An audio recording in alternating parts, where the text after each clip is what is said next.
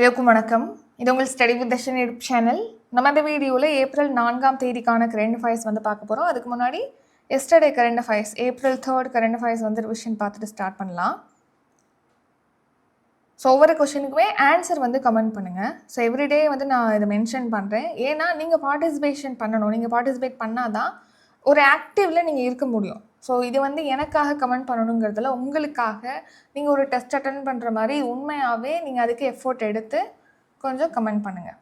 So 3 April current affairs. First question, மகளிர் இடஒதுக்கீடு சட்டம் எந்த ஆண்டு இயற்றப்பட்டது? ஆன்சர் 2023ஆம் ஆண்டு. தமிழக காவல்துறையின் புதிய தலைமை இயக்குநராக நியமிக்கப்பட்டவர் யார்? ஆன்சர் சந்தீப் ராய் ரத்தோர். யசோதையும் கிருஷ்ணனும் ஓவியம் யாரால் வரையப்பட்டது? ஆன்சர் ராஜா ரவி வர்மா.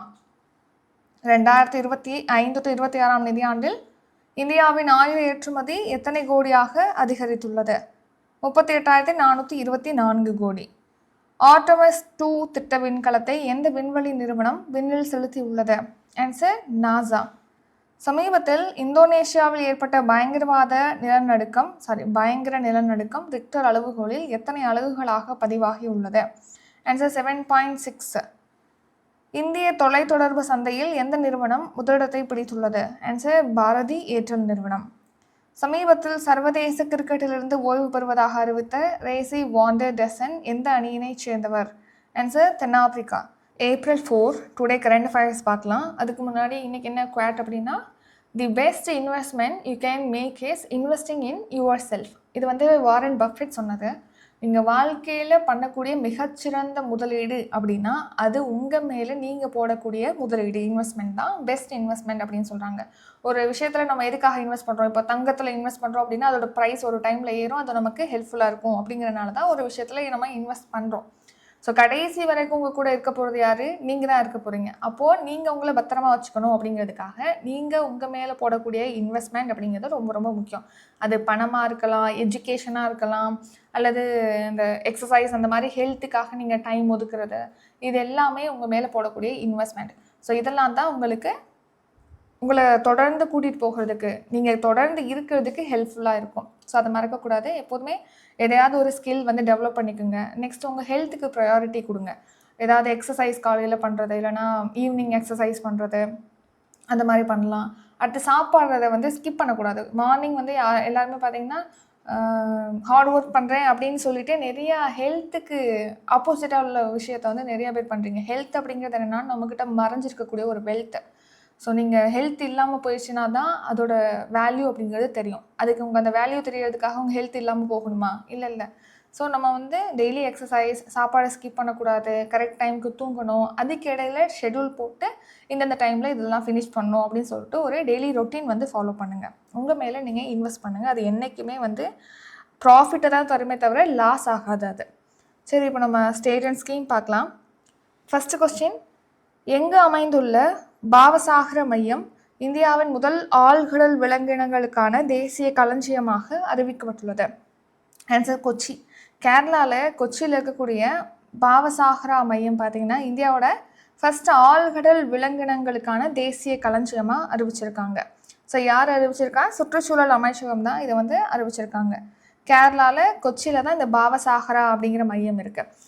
இங்கே பார்த்திங்கன்னா இந்த ஆழ்கடலில் பல்வேறு உயிரினங்கள் இருக்கு இல்லையா, அந்த உயிரினங்கள் பன்முகத்தன்மையை பாதுகாக்கிறது, அது சம்மந்தமாக ஆராய்ச்சி செய்கிறது, அது சம்மந்தமான விவரங்களை ஆவணப்படுத்துறது, இந்த மாதிரி முக்கியமான செயல்பாடுகளில் ஈடுபடுறதுனால இப்போது சுற்றுச்சூழல், வன மற்றும் பருவநிலை மாற்ற அமைச்சகமானது இந்த பாவசாகரா பரிந்துரை மையத்தை நம்ம இந்தியாவில் ஃபஸ்ட் டைம் ஆழ்கடல் விலங்கினங்களுக்கான தேசிய களஞ்சியமாக அறிவிச்சிருக்காங்க.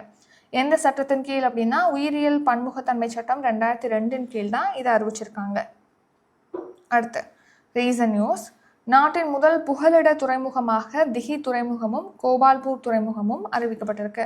அடுத்து இந்தியாவிலே ஃபஸ்ட் டைம் நதிக்கரை கலங்கரை விளக்கம் அசாமில் வந்து அமைக்கிறாங்க, குவஹாத்தியில். அடுத்து நாட்டின் முதல் ஆழ்கடல் துறைமுகம் எதுனா கேரளாவில் உள்ள விழிஞ்சம் துறைமுகம். அப்பாயின்மெண்ட்ஸ். மியான்மரின் புதிய அதிபராக தேர்வு செய்யப்பட்டவர் யார்? ஆன்சர் மின் ஆங் லைங். ஸோ மியான்மரில் பார்த்தீங்கன்னா இப்போ ரீசெண்டாக எலெக்ஷன் நடந்துச்சுன்னு பார்த்துருப்போம். அதுக்கு முன்னாடி இராணுவ ஆட்சி இருந்துச்சு. மக்களால் தேர்வு செய்யப்பட்ட ஆட்சியை வந்து கவிழ்த்துட்டு இராணுவம் வந்து ஆட்சியை பிடிச்சிருப்பாங்க. அதிகபரமாக எலெக்ஷன் வந்து போன வருஷம் நடந்துச்சு. அதில் வந்து இராணுவ ஆதரவு பெற்ற கட்சி தான் வின் பண்ணியிருப்பாங்க. அதை அடுத்து இராணுவ தலைமை தளபதியாக இருந்த மின் ஆங் லைங் வந்து அவருடைய பதவியை ராஜினாமா செஞ்சிருப்பாரு. இப்போது அந்த நாட்டுடைய புதிய அதிபராகவும் தேர்வு செய்யப்பட்டிருக்காரு இந்த மின் ஆங் லைங். ஸோ 429 வாக்குகள் பெற்றிருக்காரு இந்த அதிபருக்கான தேர்தலில். தலைநகரம், மியான்மருடைய தலைநகரம் எது அப்படின்னா நேபியூடா, அதான் வந்து மியான்மருடைய கேபிட்டல். அடுத்து ரீசன் நியூஸ், காங்கோ குடியரசோட அதிபராக டெனிஸ் சசோ நுகுய்சோ வந்து தேர்வு செய்யப்பட்டிருக்காரு. ஈரானுடைய புதிய தலைமை மதகுரியார்னா மோஷிதவா கபேனி. பாலேந்திர ஷா பாலன் வந்து நேபாளம் நாட்டுடைய இளம் பிரதமராக பொறுப்பேற்றிருக்காரு. உகாண்டாவுடைய அதிபராக 7வது முறையாக யோவேரி முசேவனி வந்து வின் பண்ணியிருக்காரு. நேஷனல் கரண்ட் அஃபேர்ஸ், எந்த வகுப்பிலிருந்து மும்மொழி பாடத்திட்டத்தை அறிமுகப்படுத்த சிபிஎஸ்இ திட்டமிட்டுள்ளது? ஆன்சர் 6th, 6ஆம் வகுப்புலேருந்து இப்போது மும்மொழி பாடத்திட்டம்னா 3 மொழிகளை அவங்க படிப்பாங்க. ஸோ ஏற்கனவே இப்போ தமிழ்நாடுன்னு எடுத்துக்கிட்டோன்னா இங்கே வந்து இங்கிலீஷ் தமிழ் படிக்கிறாங்க. ஸோ அதோட இன்னொரு லாங்குவேஜ், மொத்தமாக 3 லாங்குவேஜ் வந்து கற்றுக் கொடுக்கறதுக்காக மும்மொழி பாடத்திட்டத்தை வந்து சிபிஎஸ்இ இன்ட்ரடியூஸ் பண்ணுறாங்க. அது வந்து 6th கிளாஸ்லேருந்து இந்த மாதிரி கொண்டு வரதா சொல்லியிருக்காங்க. இதுவே வெளிநாட்டிலேருந்து இங்கே வந்து படிக்கிறாங்க அப்படின்னா அவங்களுக்கு விலக்களிக்கப்படும் அப்படின்னும் தெரிவிச்சிருக்காங்க. 2026 to 27ஆம் கல்வியாண்டுலேருந்து 6th ஸ்டாண்டர்ட் படிக்கிறவங்களுக்கு மும்மொழி பாடமானது இன்ட்ரடியூஸ் பண்ண போகிறதா சிபிஎஸ்இ அறிவிச்சிருக்காங்க. அதே மாதிரி 9th ஸ்டாண்டர்ட் படிக்கிறாங்க இல்லையா, அவங்களுக்கு வந்து சயின்ஸ் அப்புறம் மேக்ஸ் ரெண்டுலேயுமே 2 செஷனாக வந்து கொண்டு வர போகிறாங்க பாடத்திட்டங்களை. ஃபஸ்ட்டு வந்து கட்டாயமாக இந்த பாடத்திட்டத்தை படிக்கணும் அப்படின்னும், நீங்கள் வந்து உயர்ந்த ஒரு மேம்பட்ட பாடத்தை படிக்கணும் அப்படிங்கிறத ஒரு ஆப்ஷனல் மாதிரி நீங்கள் சூஸ் பண்ணிக்கலாம் அப்படிங்கிற மாதிரி கொண்டு வர போகிறாங்க. கட்டாயமாக கணிதத்தில் இந்த பாடத்திட்டத்தை படிக்கணும்னு ஒரு நிலையும், நீங்கள் ஆப்ஷனலாக சூஸ் பண்ணிக்கலாம், இன்னும் நீங்கள் அதில் இம்ப்ரூவ் பண்ணிக்கணும் உங்கள் ஸ்கில்ஸ் அப்படின்னு நினைக்கிறீங்கன்னா கணிதத்தில் மேம்பட்ட பாடத்தையும் சூஸ் பண்ணிக்கலாம். அந்த மாதிரி சயின்ஸ்லையும் சரி மேக்ஸ்லையும் சரி 2 நிலையிலான பாடத்திட்டத்தை வந்து அறிமுகப்படுத்துறதுக்கும் திட்டமிட்டிருக்காங்க 9th ஸ்டாண்டர்டுக்கு. ஸோ மத்திய இடைநிலை கல்வி வாரியம், அதை தான் நம்ம ஷார்ட்டாக சிபிஎஸ்இன்னு சொல்கிறோம். இது வந்து 1929 தொடங்கப்பட்டிருக்கு. இதோட சேர்மனாக நிதி சிப்பர் இருக்காங்க. ஹெட் குவார்ட்டர் வந்து டெல்லி. நேஷனல் கரண்ட் அஃபேர்ஸ், நாடு முழுவதும் உள்ள பல்கலைக்கழகங்கள் கல்லூரிகள் அங்கன்வாடி மையங்களை தத்தெடுக்க வேண்டும் என டேஷ் உத்தரவிட்டுள்ளது. Answer UGC, university grants commission, பல்கலைக்கழக மானிய குழு தான்.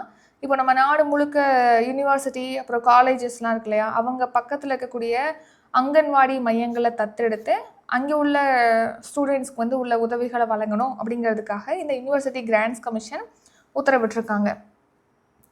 So UGC, university grants commission இப்போ என்ன பண்ணியிருக்காங்க, நம்ம நாடு முழுக்க இருக்கக்கூடிய யூனிவர்சிட்டி காலேஜ் வந்து அவங்க பக்கத்தில் இருக்கக்கூடிய ஒரு 5 அல்லது 6 அங்கன்வாடி மையங்கள்னால் நம்ம வந்து பால்வாடி சொல்கிறோம் இல்லையா, சின்ன பிள்ளைங்க படிக்கக்கூடிய அங்கன்வாடி மையங்கள், அதை வந்து தத்தெடுக்கணும். ஸோ தத்தெடுத்துட்டு அங்கே உள்ள குழந்தைகளுக்கு வந்து தரமான கல்வி கிடைக்கிறது, பராமரிப்பு வசதிகள் கிடைக்கிறது, இதெல்லாமே அவங்க உறுதிப்படுத்தணும். அதை இன்னும் தத்தெடுத்தா, ஒரு பிள்ளையை தத்தெடுத்தா என்ன பண்ணுவாங்க, அதை தானே ஃபுல்லாக பார்த்துக்குவாங்களே, அந்த மாதிரி அங்கன்வாடி மையங்களை தத்தெடுத்து பராமரிக்கிறோம் அப்படின்னு சொல்லிட்டு தெரிவிச்சிருக்காங்க யூஜிசி. ஸோ இது வந்து இந்த யூனிவர்சிட்டி அப்புறம் காலேஜில் படிக்கக்கூடிய மாணவர்களுக்கு படிக்கும் போதே அவங்க சமூக பணிகளில் ஈடுபடுவதை மேம்படுத்தும் வகையில் இது இணைஞ்சிருக்கு. ஸோ 3லேருந்து, அதாவது 3லேருந்து 6 வயதுக்குட்பட்ட குழந்தைகளுக்கு ஆரம்ப கல்வியை மேம்படுத்துறதுக்காக இந்த முன்னெடுப்பு எடுத்திருக்காங்க. ஸோ இவங்களுக்கு ஒரு சமூக பணிகளை பாடத்திட்டத்தில் சேர்த்த மாதிரி இருக்கும், ப்ளஸ் இந்த ஸ்டூடெண்ட்ஸ்க்கு கல்வியை மேம்படுத்தின மாதிரியும் இருக்கும். ஸோ அதுக்காக தான் இந்த மாதிரி ஒரு முடிவை யூஜிசி எடுத்திருக்காங்க. யூஜிசி பல்கலைக்கழக மானிய குழு அப்படிங்கிறது யூஜிசி ஆக்ட் 1956 கீழ் சட்டப்பூர்வ அமைப்பாக உருவாக்கப்பட்டது. இதை எப்போ எஸ்டாப்ளிஷ் பண்ணியிருப்பாங்கன்னா 1953 தான் எஸ்டாப்ளிஷ் பண்ணியிருப்பாங்க. இதோட ஹெட் குவார்ட்டர் நியூ டெல்லி. தலைவர் யாருன்னா Vineet Joshi. National current affairs, சமீபத்தில் கீழ்கண்ட எந்த அமைப்புக்கு நிகர்நிலை பல்கலைக்கழக அந்தஸ்து வழங்கப்பட்டுள்ளது?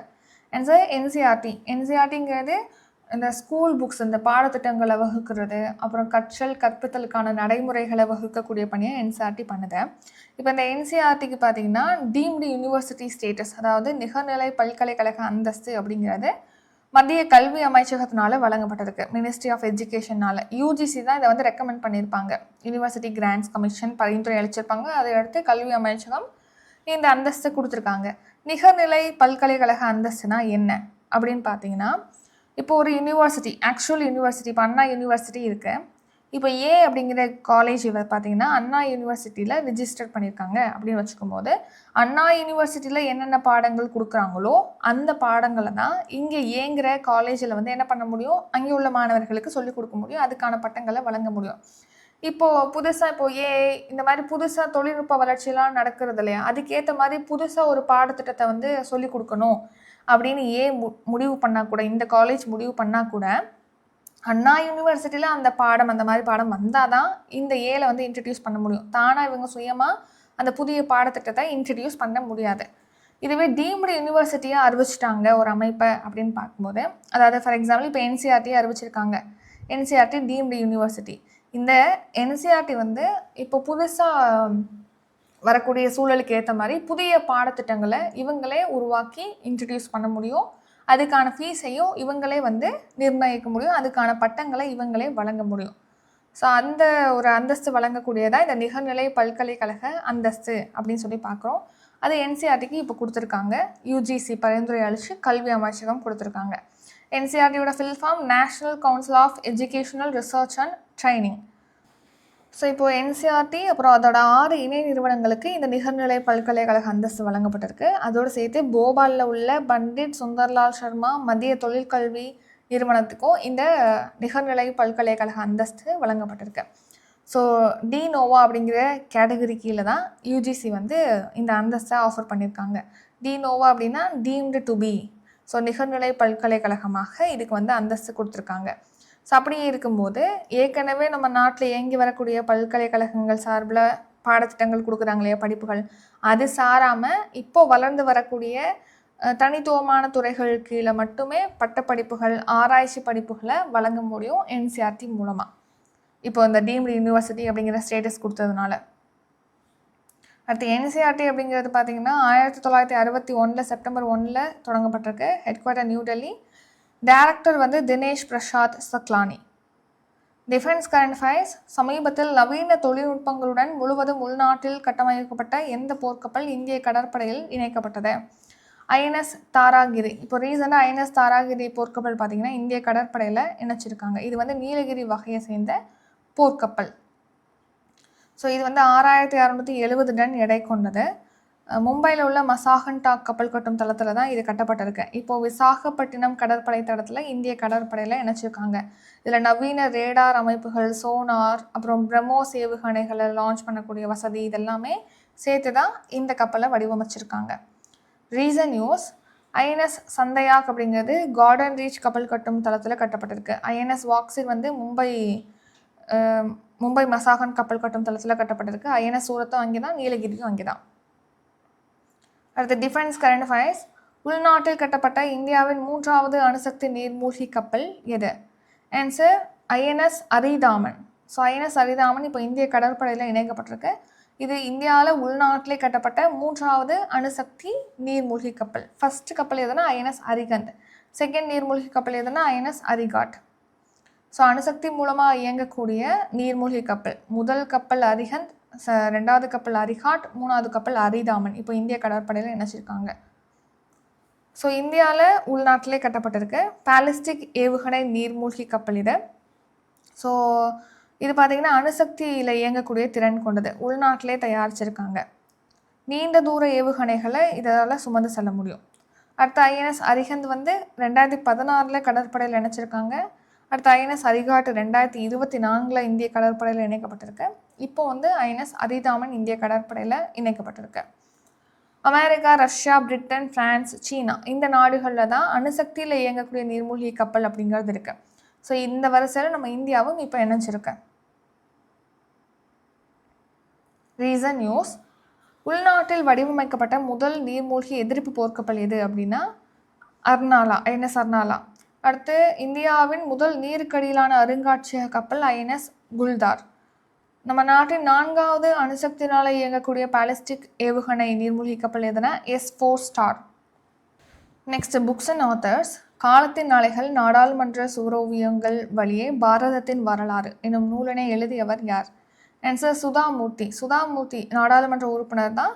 இப்போது காலத்தின் நாளைகள் நாடாளுமன்ற சுவரோவியங்கள் வழியே பாரதத்தின் வரலாறு tides of time Bharat's history through murals in Parliament அப்படிங்கிற தலைப்பில் புத்தகத்தை எழுதியிருக்காங்க. அதை துணை குடியரசுத் தலைவர் சிபி ராதாகிருஷ்ணன் வந்து ரிலீஸ் பண்ணியிருக்காங்க. அந்த புத்தகத்தை சுதாமூர்த்தி தான் இந்த புத்தகத்தை எழுதியிருக்காங்க. ஸோ இப்போது சிந்துவெளி நாகரிகத்தில் மொஹஞ்சதாரோலேருந்து 1947 சுதந்திரம் வரைக்கும் நம்மளுடைய வரலாற்று விவரிக்கக்கூடிய 124 சுவரோவிய பலகைகளை இந்த நூல் வந்து உள்ளடக்கி இருக்கு அப்படின்னு சொல்லி தெரிவிச்சிருக்காங்க. மக்களவை செயலகம் தான் இதை ரிலீஸ் பண்ணியிருக்கு, அதாவது பப்ளிஷ் பண்ணியிருக்கு. Recent news Mahatma a great communicator அப்படிங்கிற புத்தகத்தை வந்து தீரஜ் ககாடியா எழுதியிருக்காரு. Karuna the power of compassion அப்படிங்கிற புத்தகத்தை கைலாஷ் சத்யார்த்தி வந்து எழுதியிருக்காரு. சர்வதேச கன்னிவெடி விழிப்புணர்வு தினம் எந்த நாளில் அனுசரிக்கப்படுகிறது? April 4. ஸோ எவ்ரி இயர் வந்து April 4 சர்வதேச கன்னிவெடி விழிப்புணர்வு தினம், international day for mine awareness வந்து செலிப்ரேட் பண்ணுறோம். ஸோ இது 2005 டிசம்பர் 8 ஐக்கிய நாடுகள் பொதுச்சபையினால் அறிவிக்கப்பட்டது. தீம் என்னென்னா invest in peace, invest in mine action அப்படிங்கிறது தான் தீம். அடுத்து ஸ்போர்ட்ஸ். இந்திய வம்சாவளியை சேர்ந்த இங்கிலாந்தின் நம்பர் 1 செஸ் வீராங்கனை யார்? ஆன்சர் போதனா சீனிவாசன். போதனா சீனிவாசன் தான் இந்திய வம்சாவளியை சேர்ந்த இங்கிலாந்துடைய நம்பர் 1 செஸ் வீராங்கனை அப்படின்னு சொல்லி தெரிவிச்சிருக்காங்க. ஃபஸ்ட்டு இடத்த வந்து பிடிச்சிருக்காங்க. ஸோ இங்கிலாந்தில் செஸ் வீராங்கனைகளோட தரவரிசையில் இந்திய வம்சாவளியை சேர்ந்த போதனா சீனிவாசன் வந்து நம்பர் 1 இடத்த பிடிச்சிருக்காங்க. ஸோ அங்கே 4 முறை சாம்பியனாக இருக்கக்கூடிய லேன் யோவை முந்தி இந்த போதனா சீனிவாசன் ஃபஸ்ட்டு பிளேஸ்க்கு முன்னேறியிருக்காங்க. இவங்க வேர்ல்டில் ஃபஸ்ட்டு 100 பிளேஸில் 72வது இடத்துக்கும் வந்திருக்காங்க. திருச்சியை பூர்வீகமாக கொண்டவங்க தான் இந்த போதனா ஸ்ரீனிவாசன். அடுத்த டுடே கரண்ட் அஃபேர்ஸ் ரிவிஷன் பார்க்கலாம். ஈரான் நாட்டின் மிக உயரமான B1 பாலம் வந்து அமெரிக்கா இஸ்ரேல் தாக்குதலில் தகர்க்கப்பட்டிருக்கு. அடுத்து இந்தியன் ஆயில் நிறுவனத்துடைய தென்மண்டல செயல் இயக்குநராகவும் தமிழ்நாடு அப்புறம் புதுச்சேரி மாநில தலைவராகவும் VC அசோகன் பொறுப்பேற்றிருக்காரு. அடுத்து நமக்கு இந்தியா வந்து ரஷ்யா கூடுதல் கச்சா எண்ணெய் எரிவாயுவை விநியோகிக்கிறதுக்கு தயாராக இருப்பதாக அறிவிச்சிருக்காங்க. அடுத்து 4th April current affairs revision பார்க்கலாம். அதுக்கு முன்னாடி April 5 நாளைக்கு வந்து கரண்ட் அஃபேர்ஸ் சப்ஸ்கிரிப்ஷன் வந்து ஸ்டார்ட் ஆகுது. இந்த வருஷம் January 1 டிசம்பர் வரைக்கும் daily current affairs PDF, monthly PDF, weekly test provide பண்ணுவோம். அதே மாதிரி April 6 6 பார்த்திங்கன்னா கரண்ட் அஃபேர்ஸ் டெஸ்ட் பேட்ச். அது என்னென்னா போன வருஷம் ஜூன்லேருந்து இந்த வருஷம் ஆகஸ்ட் வரைக்கும் 15 மந்த் இதில் கவர் ஆகும். அதுக்கான டெஸ்ட் பேட்ச் வந்து ஷெடியூல் கொடுத்துருவோம். அது வயசு டெஸ்ட் நடக்கும். படிக்கிறதுக்கு PDFோட டெஸ்ட்டை கண்டக்ட் பண்ணுவோம். அதை பற்றி டீட்டெயிலும் டிஸ்கிரிப்ஷனில் இருக்குது, செக் பண்ணி பார்த்துக்கோங்க. இப்போ நம்ம ரிவிஷன் பார்க்கலாம். ஃபர்ஸ்ட் கொஸ்டின், எங்கு அமைந்துள்ள பாவசாகரா மையம் இந்தியாவின் முதல் ஆழ்கடல் விலங்கினங்களுக்கான தேசிய களஞ்சியமாக அறிவிக்கப்பட்டுள்ளது? ஆன்சர் கொச்சி. மியான்மரின் புதிய அதிபராக தேர்வு செய்யப்பட்டுள்ளவர் யார்? ஆன்சர் மின் ஆங் லயிங். எந்த வகுப்பிலிருந்து மும்மொழி பாடத்திட்டத்தை அறிமுகப்படுத்த CBSE திட்டமிட்டுள்ளது? ஆன்சர் 6ஆம் வகுப்பு. நாடு முழுவதும் உள்ள பல்கலைக்கழகங்கள், கல்லூரிகள் அங்கன்வாடி மையங்களை தத்தெடுக்க வேண்டும் என டேஷ் உத்தரவிட்டுள்ளது? ஆன்சர் UGC, பல்கலைக்கழக மானிய குழு. சமீபத்தில் கீழ்கண்ட எந்த அமைப்புக்கு நிகர்நிலை பல்கலைக்கழக அந்தஸ்து வழங்கப்பட்டுள்ளது? Answer NCERT. சமீபத்தில் நவீன தொழில்நுட்பங்களுடன் முழுவதும் உள்நாட்டில் கட்டமைக்கப்பட்ட எந்த போர்க்கப்பல் இந்திய கடற்படையில் இணைக்கப்பட்டுள்ளது? Answer INS Taragiri. உள்நாட்டில் கட்டமைக்கப்பட்ட இந்தியாவின் 3வது அணுசக்தி நீர்மூழ்கி கப்பல் எது? Answer INS அரிதாமன். காலத்தின் அலைகள் நாடாளுமன்ற சுவரோவியங்கள் வழியே பாரதத்தின் வரலாறு எனும் நூலினை எழுதியவர் யார்? ஆன்சர் சுதாமூர்த்தி. சர்வதேச கன்னிவெடி விழிப்புணர்வு தினம் எந்த நாளில் அனுசரிக்கப்படுகிறது? April 4. இந்திய வம்சாவளியை சேர்ந்த இங்கிலாந்தின் நம்பர் 1 செஸ் வீராங்கனை யார்? ஆன்சர் போதனா ஸ்ரீனிவாசன். இத்துடன் இன்றைக்கான கரண்ட் அஃபேர்ஸ் வீடியோ நிறைவடைகிறது. இந்த வீடியோ உங்களுக்கு பிடிச்சிருந்தா லைக் பண்ணுங்கள், ஷேர் பண்ணுங்கள். நம்ம சேனலை நீங்கள் இன்னும் சப்ஸ்கிரைப் பண்ணலன்னா மறக்காமல் சப்ஸ்கிரைப் பண்ணிக்கோங்க. நன்றி, வணக்கம்.